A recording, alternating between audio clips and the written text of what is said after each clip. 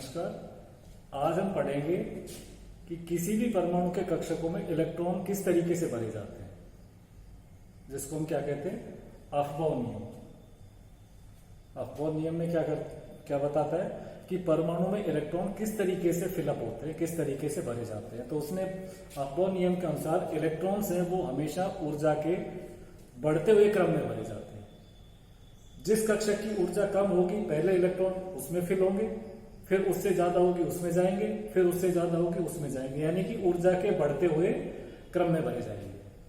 तो इस अफबाउ नियम में हम कौन कौन से नियम आते हैं, उसमें सबसे पहला नियम है हमारा पाउली का अपवर्जन नियम।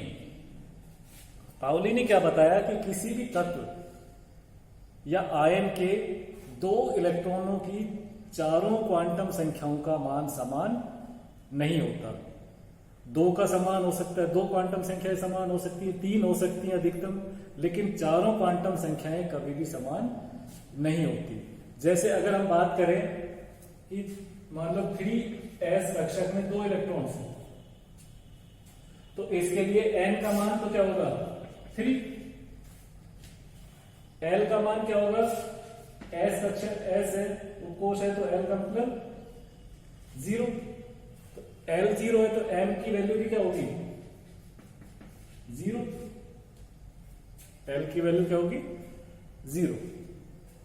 अब इसमें दो इलेक्ट्रॉन्स हैं तो इन दो इलेक्ट्रॉन्स की ये तीन क्वांटम संख्या तो समान है, लेकिन इनकी चुंबकीय क्वांटम संख्या, इनमें एक इलेक्ट्रॉन का स्पिन क्लॉकवाइज होगा तो दूसरे का स्पिन किस तरीके से होगा, एंटी क्लॉकवाइज।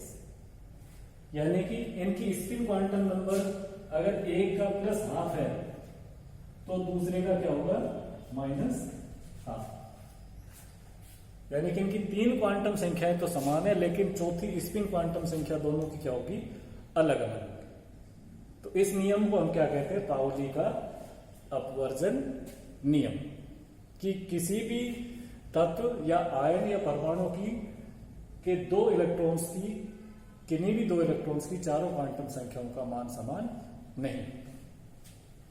इसके बाद है दूसरा नियम, कौन सा है हमारा,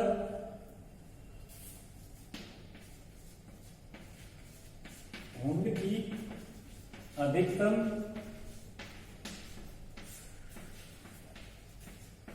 बहुलकता का नियम। वुंड की अधिकतम बहुलकता का नियम क्या है, वुंड ने क्या कहा, किसी भी कोश के उपकोश में इलेक्ट्रॉन्स का युग्मन जब तक नहीं होता जब तक कि उस उपकोश के सभी कक्षकों में एक एक अयुग्मित इलेक्ट्रॉन नहीं आ जाता।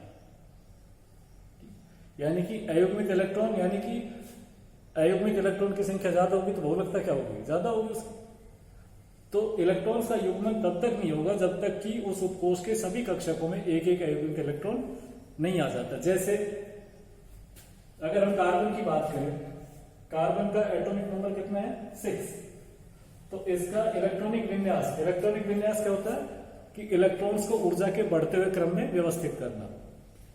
तो सबसे पहले सबसे कम ऊर्जा वाले कक्षक में आएंगे, s में कितने इलेक्ट्रॉन्स आ सकते हैं 2, तो 1s2, फिर 2s2 और 2p2, ये इसका इलेक्ट्रॉनिक विन्यास होगा। यानी कि s कक्षक में कितने इलेक्ट्रॉन है, 1s में 2 इलेक्ट्रॉन्स हैं जिनका चक्रण विपरीत होगा। 2s में कितने इलेक्ट्रॉन्स हैं, 2 इलेक्ट्रॉन्स हैं जिनका चक्रण विपरीत है। 2p कक्षक है,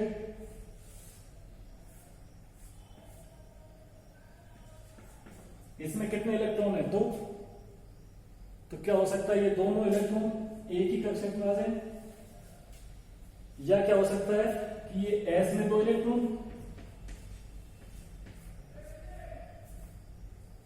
2s में 2 इलेक्ट्रॉन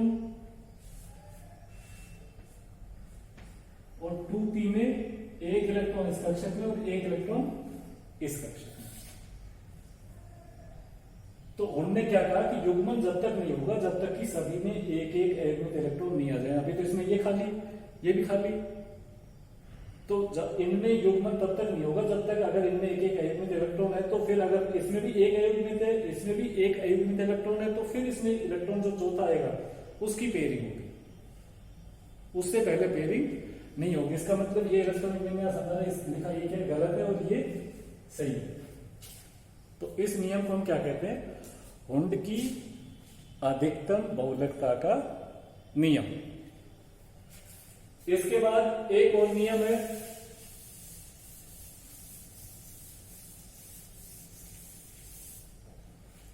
जिस नियम को हम क्या कहते हैं?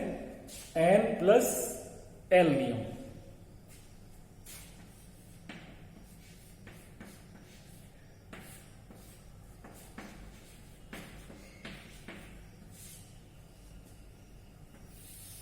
इलेक्ट्रॉन की ऊर्जा का मान n मुख्य क्वांटम संख्या और L क्या है? दिगंत क्वांटम संख्या, इन पर निर्भर करता है। तो इस नियम के अनुसार इलेक्ट्रॉन्स हैं वो उस कक्षक में पहले जाएंगे जिसके लिए N+L का मान कम होता है। क्या होगा? पहले उस कक्षक में जाएंगे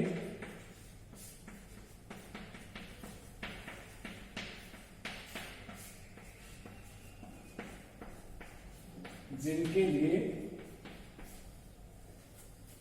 N+L का मान कम है। जैसे 3D और 4s, ये दो कक्षक हैं। तो इनमें से पहले इलेक्ट्रॉन किस में जाएगा? 3D में जाएगा या 4s में? तो 3D के लिए n की वैल्यू कितनी है? 3। और l की वैल्यू कितनी है? d है, तो इसका मतलब l कितना है? 2। तो n+l कितना हो गया? 3 + 2 कितना हुआ? 5। ये तो किसके लिए? इसके लिए। 4s के लिए n की वैल्यू तो कितनी है? 4। और l की वैल्यू कितनी है? 0। तो n+l कितना हो गया? 4 + 0 कितना हो गया? 4। तो 3D के लिए n+l का मान कितना है? 5। और 4s के लिए n+l का मान कितना है? 4। तो इसका मतलब n+l का मान किसका कम है? 4s का। तो इलेक्ट्रॉन पहले किस में फिल होंगे? 4s में फिल होंगे, उसके बाद किस में जाएंगे? 3D में। अब दूसरी कंडीशन ये है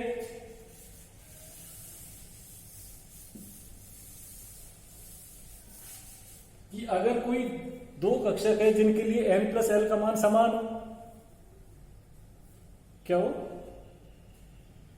n+l का मान क्या हो? समान।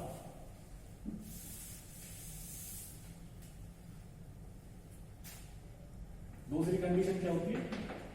n+l का मान समान हो।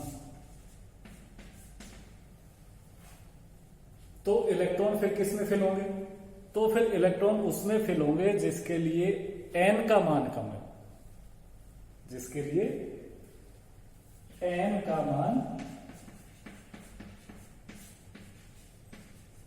कम है।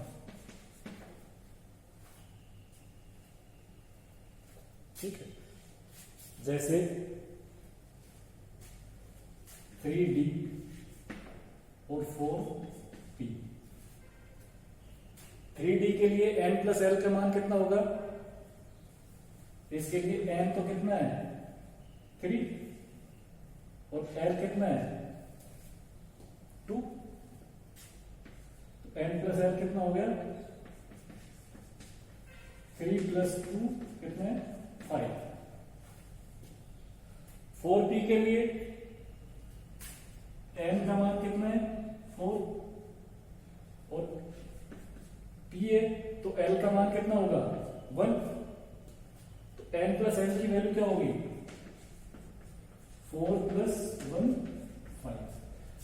इसके लिए भी 5 है और इसकी भी m प्लस एल की वैल्यू कितनी है 5 है।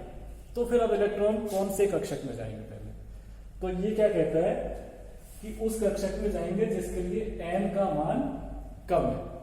किसका कम है इनमें से, यहाँ पर n की वैल्यू 3 है और यहाँ पर n की वैल्यू क्या है 4 है। तो पहले इलेक्ट्रॉन किस में जाएंगे 3d, उसके बाद किस में जाएंगे वो 4p।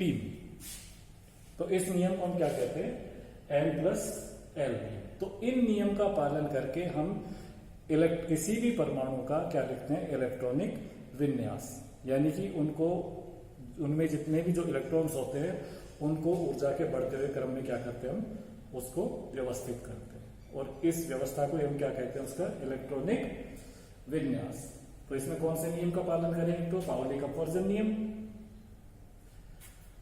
वुंड की अधिकतम बहुलकता का नियम, n प्लस नियम, और इन नियम्स को हम क्या कहते हैं अफबो नियम, अफबो प्रिंसिपल। Thank you.